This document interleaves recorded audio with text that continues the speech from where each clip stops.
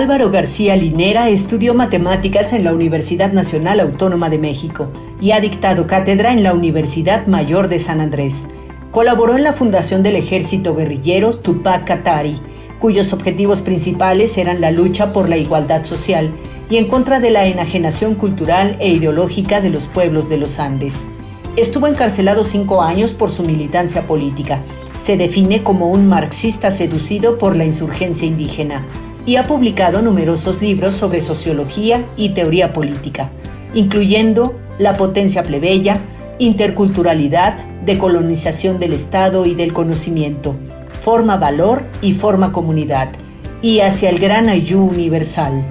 Fue vicepresidente del Estado Plurinacional de Bolivia durante toda la gestión de Evo Morales, desde 2006 hasta 2019. Actualmente es docente del doctorado en Ciencias Sociales de la Universidad de Buenos Aires, en Argentina. Pues aquí estamos con el gran Álvaro García Linera. Bienvenido aquí a los estudios de TV UNAM. Gracias, John. Un saludo a todas las personas que nos ven y agradecerte a ti por esta invitación. Un lujo, un honor. Mira, estuvimos aquí mismo hace 2 años, Álvaro. Fue de las últimas entrevistas que hicimos presenciales antes de que llegara la cuarentena. Estuviste aquí en la UNAM dando una conferencia magistral muy importante. Fue febrero, marzo Del 2019. ¿Cómo ves estos 2 años? Estuvimos hablando de la situación política. Han pasado ya 2 años.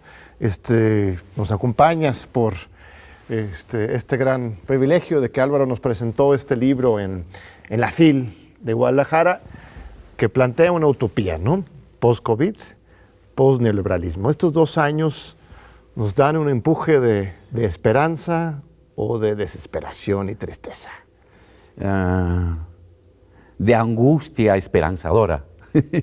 2 años, John, en el que ha venido primero una oleada de reformas progresistas y de gobiernos progresistas en el continente que inauguró México con el presidente López Obrador.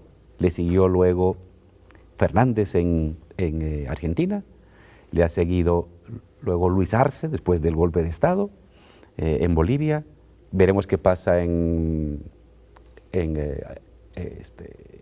Chile, qué pasará en Colombia, qué pasará en Brasil. Una nueva oleada que hace 2 años uno no vislumbraba con tanta certeza. Perú y Honduras. Perú y Honduras se ha ganado una victoria con más del 50%. Y luego viene el COVID, esta pandemia universal, planetaria, que nos ha llevado a tener miedo a todos y a cambiar el lenguaje del debate respecto al Estado. Antes un Estado denigrado, maltratado, que había casi que hacerlo desaparecer en una especie de anarcoliberalismo, y ahora pues el Estado es el gran protector. Todos le tocan la puerta al Estado, incluso los ricos le tocan la puerta al Estado para pedir ayuda, en fin.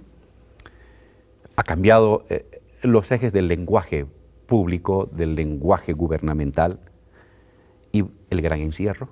Nos hemos encerrado y eso ha generado seguramente una herida espiritual de la cual aún no sabemos las consecuencias, pero el encierro ha llevado a crisis económica, reducción de la riqueza, retroceso en términos de ingresos económicos hace 10 años o 12 años atrás, pobreza en América Latina, pobreza en el mundo y riqueza de muy pocos que se ha disparado. Entonces, en 2 años de lo que nos vimos, el mundo ha cambiado bastante. Hay cosas que se siguen manteniendo, pero muchas cosas son nuevas. Y aflicción, porque en medio está el miedo, en medio está la incertidumbre, en medio está las cosas nuevas que comienzan a emerger, pero el panorama no es claro. Es un tiempo, lo habíamos dicho al comentar este hermoso libro, Post-COVID, Post-Neoliberalismo, un tiempo desquiciado por esta mezcla de flechas del tiempo que se contradicen, que se sobreponen, que van en direcciones distintas.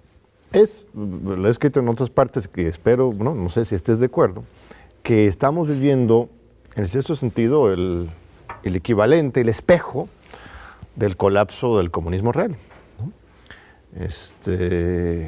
Tú mismo lo decías en la presentación, estos consensos del neoliberalismo capitalista, de la supuesta democracia liberal, ya se están evidenciando como una gran mentira, ¿no? No están cumpliendo con sus propias promesas, ¿no? De libertad, de igualdad, ¿no? Conceptualizada de una forma muy especial. Entonces la gente está dando cuenta que este sistema ya no tiene pies ni cabeza, entonces está abriendo a una nueva etapa. La pregunta es si esta nueva etapa vaya a ser más o pues, menos justa que la anterior, ¿no? Hay quienes han hecho pues, comparativos, quizás un poco forzados, pero pueden ser útiles analíticamente entre pues, el principio del siglo XX, ¿no? También la crisis económica, social, que genera el fascismo y el estado del bienestar, con la crisis actual, ¿no? Que también está el neofascismo y los nuevos esfuerzos hacia pues, el socialismo democrático, el nuevo estado del bienestar. ¿Ves luz al final del túnel? Mira, yo coincido contigo, John, en el sentido de que estos años, muy intensamente los últimos dos, pero ya venía desde unos 5 o 6 años atrás, la vieja narrativa que duró 40 años, que gobernó las expectativas de gobernantes y de gobernados, de intelectuales y de comentaristas, de líderes sociales y de jóvenes estudiantes, comienza a resquebrajarse. Si había una narrativa dominante, libre comercio, que nos va a generar riqueza, Estado mínimo, porque el Estado es un mal inversor y administra mal el dinero público. Emprendedurismo, vas a salir adelante si tú te conviertes en tu propio patrón y tu propio explotador, ¿no? Y es cuestión meramente de meterle más ganas. Y hay que privatizar, hay que devolverle al pueblo lo que el Estado ha concentrado. Esa narrativa duró 40 años y hoy comienza a mostrar fisuras. La primera es de que por muy emprendedor que seas, tu emprendedurismo se ha reducido a pedalear con una bicicleta y comunicarte con tu celular, muy moderno, y la bicicleta muy antigua porque es tu tracción humana, la tracción humana que ahora sustituye a la tracción mecánica. Pues si resulta que haces eso y no te alcanza para el fin de mes. Hay unos que les ha ido muy bien, por supuesto, los ultra ricos, pero la inmensa mayoría no le ha ido bien. El dato que da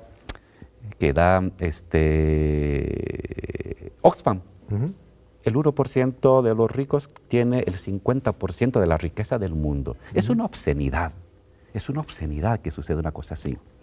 Entonces, las desigualdades se han incrementado y al incrementarse las desigualdades, el malestar social. La gente está descontenta, no encuentra futuro en la vida. Pedalea y tiene el celular, pero no tiene casa propia, estudia, se mete a cuanto curso que puede, saca cuanta titulación que quiere, pero no tiene un trabajo seguro. Y sigue viviendo en la casa del papá o en la casa del abuelo. Algo está mal. Segunda cosa, el Estado. Resulta que los que nos decían, oye, libre comercio, no hay fronteras, se estaban quitoneando de una manera absurda los respiradores del 2020. Entre alemanes y italianos se peleaban.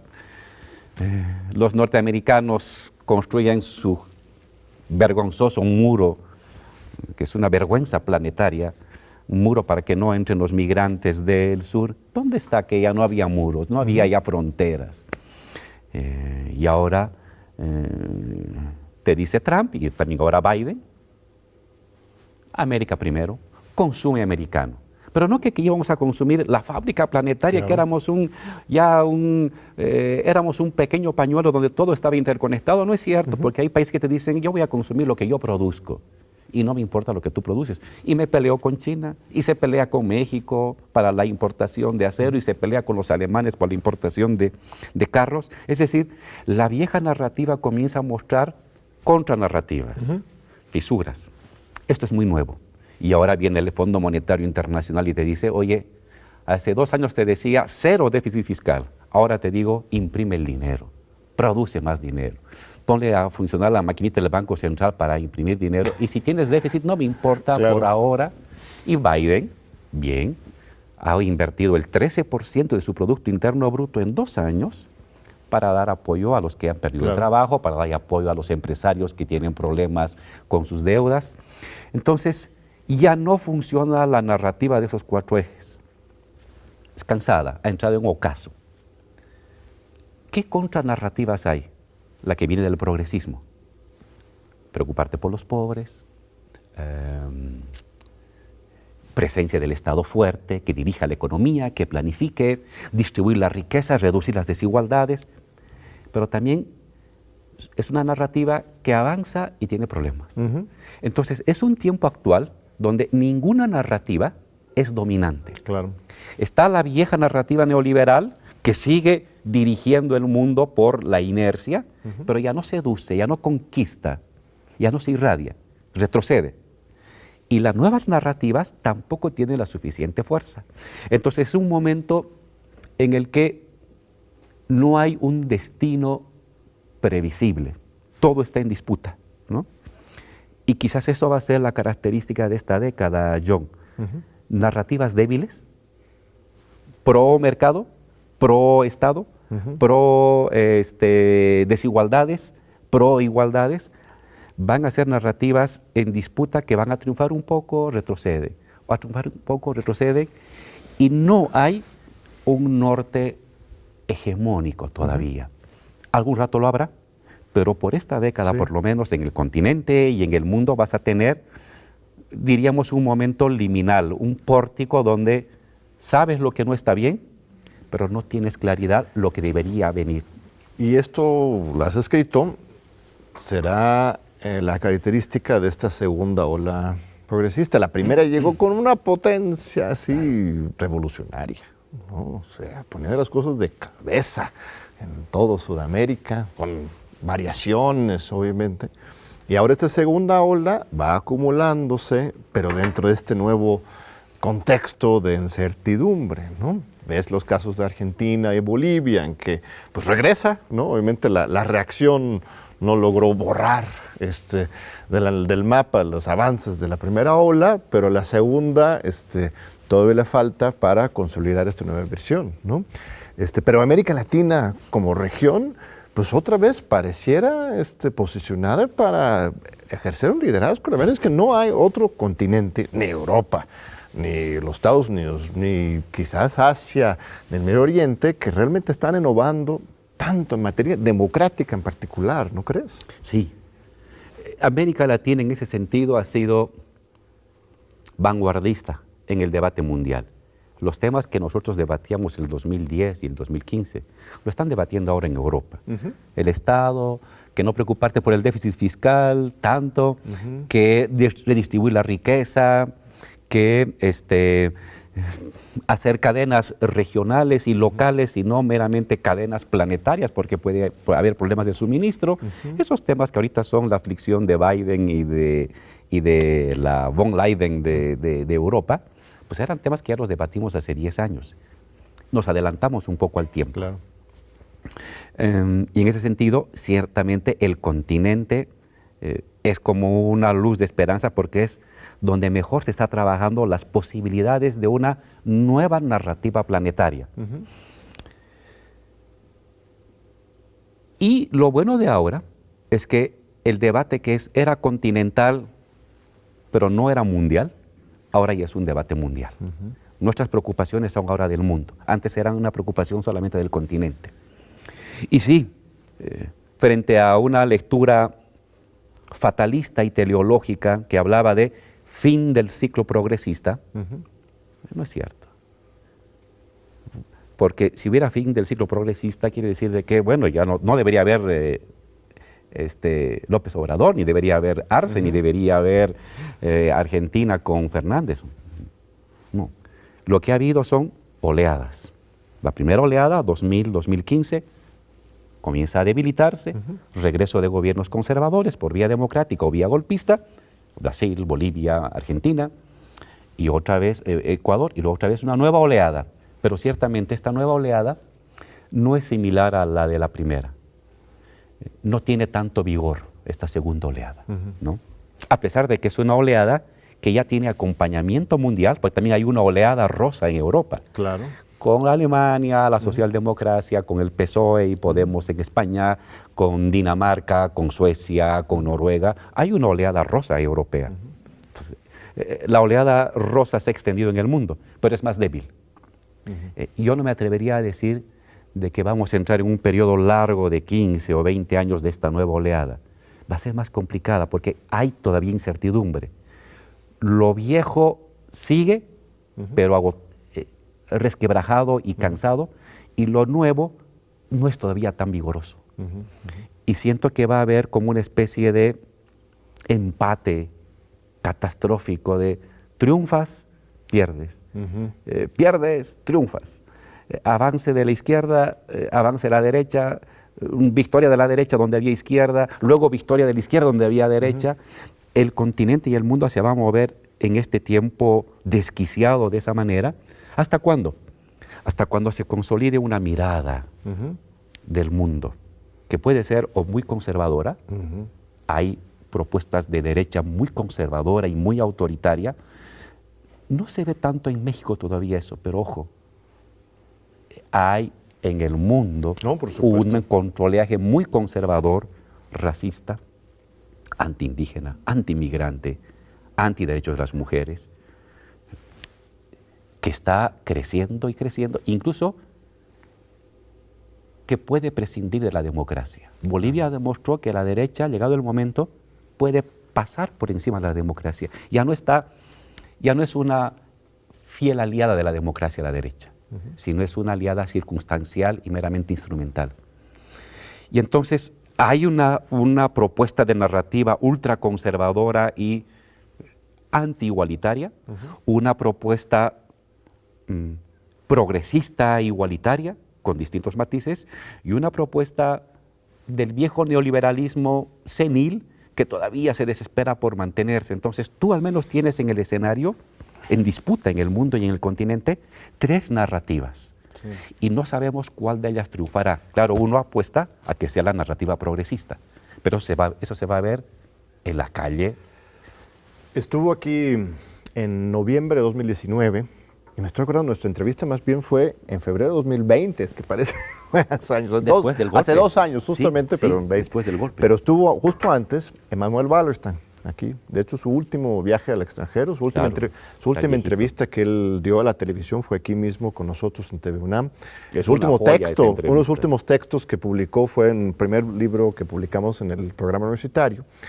Y él decía esto, justo lo que estás diciendo, y él lo veía desde antes, que a veces hay tiempos en estos ciclos mundiales, que él estudiaba a perfección, en que grandes esfuerzos generan pues, pequeños cambios, ¿no? Y hay otros momentos de crisis estructural en que pequeños esfuerzos bien planeados y precisos pueden generar grandes cambios, ¿no? Y él decía que justamente la victoria del López Obrador en México era parte, inauguraba, bueno, continuaba, porque él ya lo había venido desde los 60, ¿verdad? Pero que ahora ya estamos en ese punto de viraje, ¿no? Y estos años, desde su muy lamentable fallecimiento, pues han ido demostrando esto, es lo que estás remarcando tú precisamente. Espérame un segundito, estimado Álvaro. Vamos a un breve corte y vamos a seguir con este fascinante diálogo con el gran intelectual, político, líder latinoamericano, Álvaro García Linera. Aquí seguimos con Álvaro García Linera. Muchas gracias, querido Álvaro. Gracias a ti, John. Mira, en este libro que nos hiciste el gran honor de presentar, junto con Jeremy Corbyn, que vino desde Londres, tú desde La Paz, para mí fue muy simbólico y potente que vinieran de los dos lados del planeta, dos líderes tan destacados. Tienes un capítulo en este libro que para mí es muy potente, muy importante, y es sobre el tema de de la igualdad en el esquema democrático. Y en que haces una comparación entre la crítica de Marx hacia la mercancía, hacia cómo funciona el sistema capitalista a partir de generar una igualdad falsa en un primer momento que refleja una desigualdad de fondo, ¿no? Al equiparar precios por medio de la moneda, creemos que todo es comparable, pero realmente es un sistema que genera y se basa en la desigualdad de clases y estructura social. Trasladas esa lógica a el mundo de la política, ¿no? Al decir que esta equivalencia supuestamente igualitaria entre un hombre, una mujer y un voto en las urnas, esa utopía liberal de la igualdad por medio del voto, tiene el mismo problema de la fetichización, de la ilusión del mito de la igualdad basada en cada vez mayor desigualdad social real, ¿no?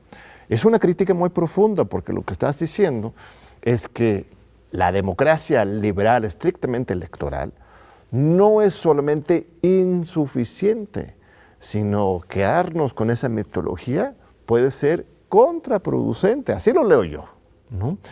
Y que si no damos un viraje profundo a nuestra concepción de la democracia, más bien como un asunto, tú dices, plebeyo, ¿no? De movilización, de articulación de demandas, de exigencia social, de organización ideológica además, vamos a perder todo el proyecto democrático. Entonces, en fin, es mi lectura, pero dime tú, ¿cómo tenemos que repensar la democracia hoy para salvar ese ideal de la participación, el poder del pueblo? Sí, John, lo has resumido de una manera hermosa. Y yo lo llevo a un ejemplo. Supongo que está aquí sentado el señor Musk, dueño de, no sé, una fortuna de 40.000, 80.000 millones de dólares. Y yo soy un vendedor de gorditas en la calle. Uh-huh. Cuando vamos a votar, tu voto vale 1 y mi voto vale 1. Hay una igualdad. Uh-huh. O sea, no es que tú votas y cuenta como 1,000 y yo cuento como 0. Tu voto solamente vale 1 y mi voto vale 1. Somos iguales para la constitución del poder público. Uh-huh. Pero ¿qué pasa? A vos te van a entrevistar en la tele como dueño de una fortuna muy grande y una persona que está llevando adelante investigaciones científicas y médicas y astronómicas, y te van a entrevistar en la tele. Tienes 10,000 personas que reciben salario en tus empresas, escriben en tus libros, escriben libros sobre vos, tienes un sistema de comunicación por redes donde tu pensamiento, tus excentricidades como irte a pasear al espacio salen. Eres un modelo para millones de personas. Yo soy un vendedor de gorditas en la calle. Uh-huh. No puedo hacer eso. Tú, lo que haces, lo que piensas, puede llegar a 10 millones, 20 millones, 80 millones de personas. Lo que yo hago le llega a mi hijo, a mi esposa, a mi tía, a mi grupo de los vecinos. 40 personas. ¿Tu influencia política vale la misma que la mía? No. En el voto, sí, pero en la realidad hay una desigualdad muy terrible entre lo que piensa un potentado y lo que hace un potentado y lo que influye un potentado con lo que hace una persona humilde, trabajadora y digna. No hay igualdad. Pues resulta entonces así que por lo general tú vas a tener más influencia que yo. Aunque ambos votamos y tenemos un solo voto, tu voto en la realidad cuenta infinitamente más que mi voto, porque tú influyes más. A vos te oyen en la radio, en la televisión, en las redes, en las universidades, a mí no. A mí me comprarán la gordita y punto. Uh-huh. Y nadie más me hará caso más que mi pequeño grupo de amistades. Pues esa es la característica de la democracia representativa. Formalmente somos iguales, un voto, un individuo. Realmente somos desiguales. Un individuo con influencia sobre millones, otro individuo con influencia sobre su esposa y su hijo, y nada más. Hay una desigualdad real en la política. ¿Cómo hace el que vende gorditas para que su voto cuente? Solo no cuenta. Solo está liquidado frente al millonario. ¿Mi voto va a contar? Sí, los que vendemos gorditas, con los que vendemos tacos al pastor, con los que manejamos el camión, con los que elaboramos las tazas y con los que servimos la comida, creamos colectivo, comunidad, pensamiento compartido, debate, es decir, acción colectiva. En ese momento me vuelvo millones y puedo sobreponerme a tu influencia, a tu poder, a tu capacidad de decisión y de chantaje. Cuando gana la izquierda, eso sucede. La izquierda no gana cuando todo está apacible y cada cual está en su mundo aislado. Nunca gana así la izquierda. La izquierda gana cuando se vuelve cuerpo colectivo, cuando sobrepone al poder del dinero, de la influencia, de los medios de comunicación, la influencia de la comunidad de acción. Porque nos sentimos molestos con un gobernante, porque sentimos que hay que caminar hacia un lado. Entonces, los gobiernos de izquierda siempre son frutos de acción colectiva. Su durabilidad, su sostenibilidad en el tiempo, para vencer el poder del dinero, el poder de la influencia de unos pocos que influyen en el mundo, radica en la movilización colectiva. Entonces, de ahí la conclusión que sacamos es: el progresismo mundial, el progresismo latinoamericano ha de ser fuerte, ha de poder avanzar si mantiene no solamente el voto, que hay que ir a votar, pero si detrás del voto mantiene este poder de la acción colectiva y de la movilización que le da fuerza y contrapone el poder del dinero, el poder de la influencia y el poder de la propiedad. Y lo que ha sucedido en el continente ha sido así. La izquierda no ha llegado por vivir en un momento de estabilidad, de sistema político neutro, no. La izquierda ha llegado al gobierno porque se derrumbaba el viejo sistema y porque en la calle, en la protesta, en la reunión, en la casa, en la universidad, en el trabajo, comenzamos a construir una comunidad de sentimientos, una comunidad de agravios que le enrostrábamos a los poderosos. Pues eso hay que seguirlo manteniendo para darle estabilidad a la izquierda. Es lo que te iba a decir, no solamente es para generar la victoria electoral, sino para mantener los avances de cualquier proyecto de transformación. Hace falta mantener ese espíritu colectivo, organizativo. Es fascinante, luego debatimos con los teóricos liberales clásicos. Algunos son más de derecha, algunos se consideran de izquierda, pero comparten una visión liberal representativa de la democracia. Y de repente sí uno siente que para ellos la democracia se trata, de defensa de la democracia, se trata de poner un cerco, ¿no?, a la movilización social, ¿no? Que en cuanto se empieza a movilizarse demasiado, esos son señales, síntomas de un mal, ¿no? Todo este discurso de la polarización, ¿no? El caso chileno, ahorita estamos a punto de conocer los resultados de las elecciones de Chile, se quejan amargamente los liberales de que se está polarizando la situación. En México también se habla de la polarización, cuando en realidad, con tu lectura, podríamos decirle que eso más bien es la politización, es el regreso de la historia que nunca se fue, ¿no? Que se anunció que se había acabado con la caída del muro de Berlín, pero esta historia de lucha regresa, y esto es el corazón de la democracia, no es un síntoma de un problema con la democracia, sino todo lo contrario, ¿no? Plenamente de acuerdo, porque la democracia reducida al acto electoral donde imaginamos que somos iguales es un ritual acartonado sin sustancia, donde prevalece tu poder del dinero, tu poder de la propiedad, tu poder de la riqueza concentrada. Pero cuando la gente de abajo se une, ¿y cómo se une la gente de abajo? No mirando la tele ni colocando un tuit, saliendo a la calle, marchando, protestando, reuniéndose, debatiendo, haciendo asamblea. Cuando eso sucede, el poder del dinero disminuye. Y esa es la verdadera democracia. Entonces, en verdad lo que hacen los liberales y los neoliberales Y por eso ahora están enojados, y por eso ahora creen que el mundo se les está moviendo y está viendo un terremoto por abajo, es porque la gente comienza a unirse, a movilizarse. Y ahí el pensamiento democrático liberal de los liberales no solamente entra en crisis, sino se despinta. Tú tienes a liberales que nos dicen ahora, oye, lo importante no es que la gente vote, sino de que vote bien. ¿Y qué es votar Claro. bien? O sea que si voto yo por una persona de izquierda estoy votando mal y por lo tanto me deben castigar para no votar.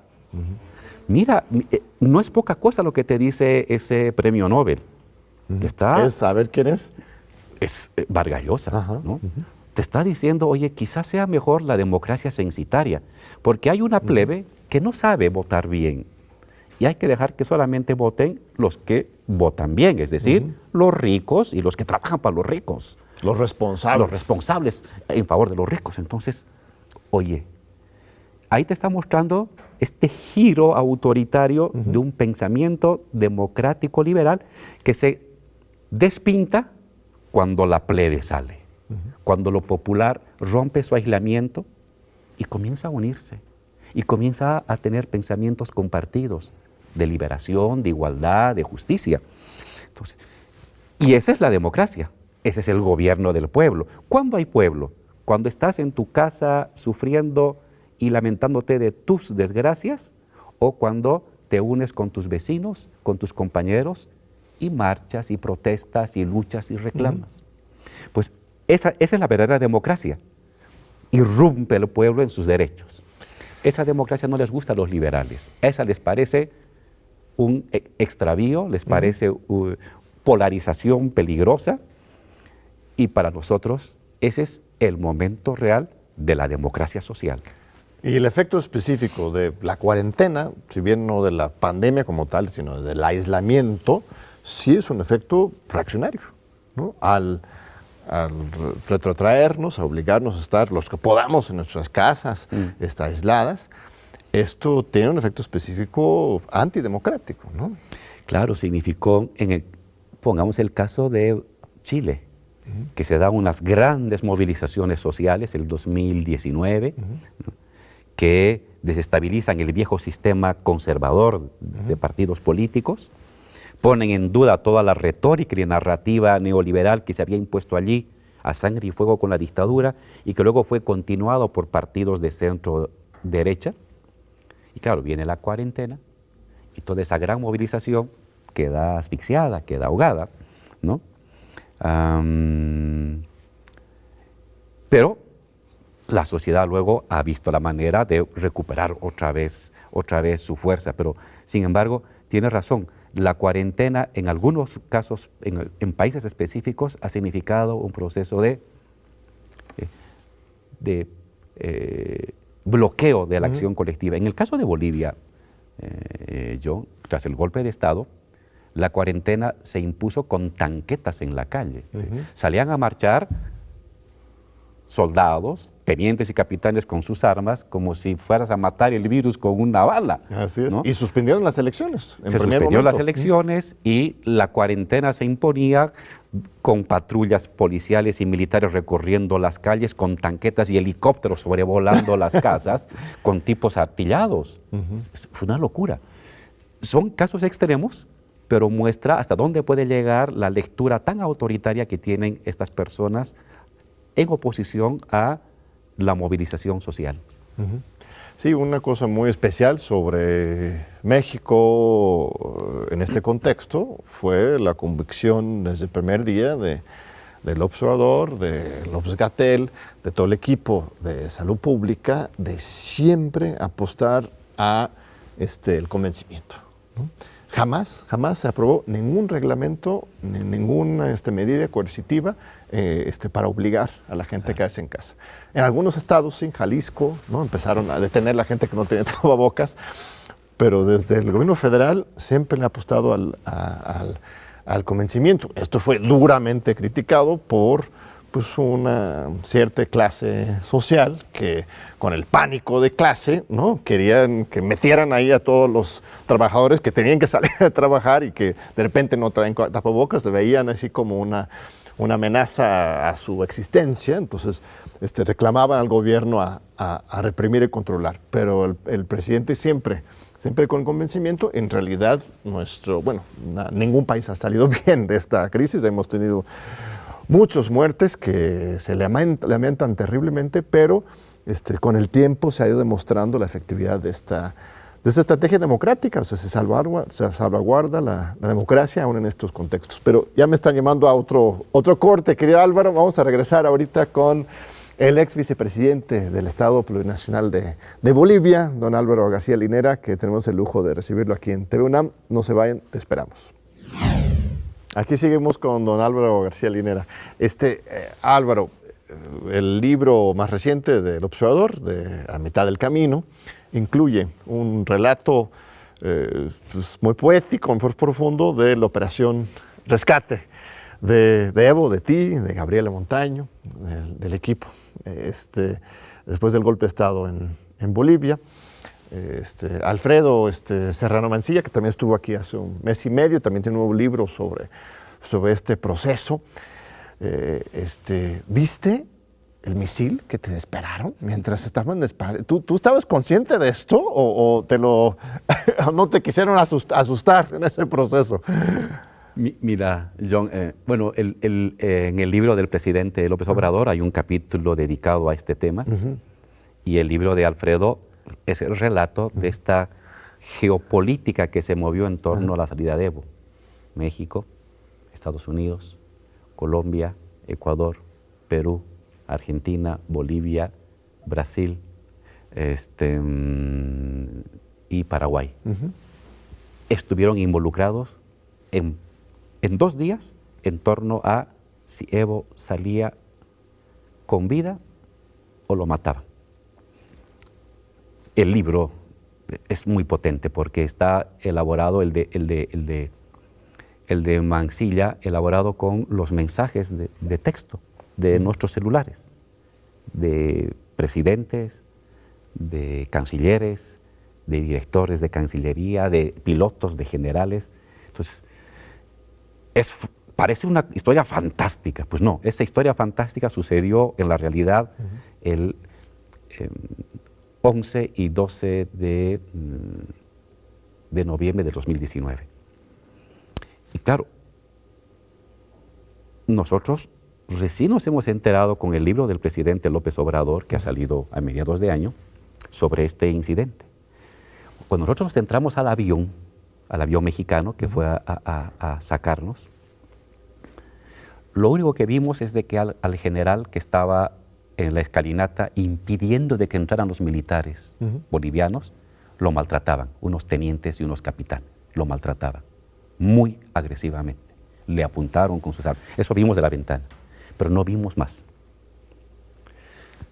Después de 2 horas, carreteo, regreso, levantamos vuelo, se cierra, llegamos a Paraguay, de Paraguay cargan gasolina y levanta vuelo. No nos enteramos porque nos pusimos así con Evo a pensar y luego a dormir un par de horas, porque no habíamos dormido casi 48 horas. No nos enteramos que nos había negado el paso, la autorización Perú y Ecuador, nos negaron el paso. Y no había ya posibilidad de regreso. Tuvimos que pasar por medio de la frontera entre Ecuador y el Perú y Colombia, entre Ecuador y Colombia, sin autorización de los 2 países, por medio de la frontera aérea para entrar al mar. No nos enteramos eso, nos contaron llegando allá, y nos enteramos por el presidente López Obrador de que nos habían lanzado un misil. Sí había gente con esa predisposición. La idea era matar a Evo. El objetivo del golpe de Estado era matar a Evo. Tenían que matar a Evo, de una u otra manera. Y no lo estaban logrando.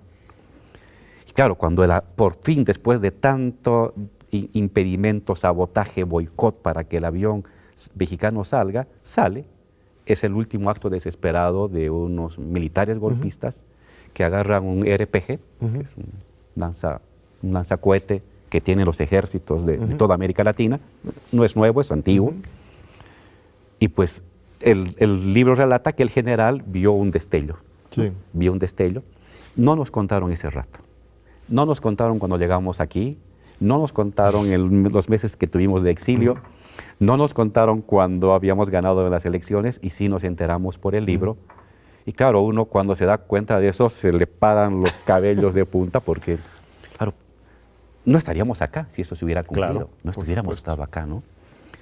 Y a mí me impactó mucho porque pensé mucho en mi hija.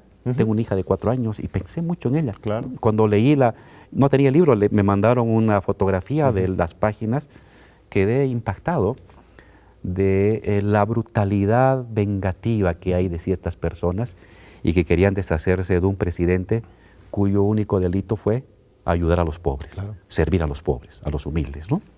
Entonces, cuando leímos, dijimos, qué locura, y de la que nos hemos salvado. Fue una más de las varias tentativas de asesinato a Evo que tuvo durante esos días. Y eso que tenían 15 años, que habían estado ahí en el poder, generando una nueva hegemonía ideológica, cultural, social, económica. Y aún así, ¿no?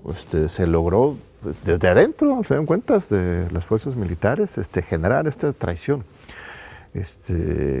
Hoy, que apenas estamos empezando en México con esta cuarta transformación, ya también se están generando esta oposición golpista. Tenemos una experiencia muy concreta que relata el observador de cada rato, y todos recordamos como mexicanos que el primer líder revolucionario de la Revolución Mexicana, Francisco I. Madero, fue asesinado. Claro.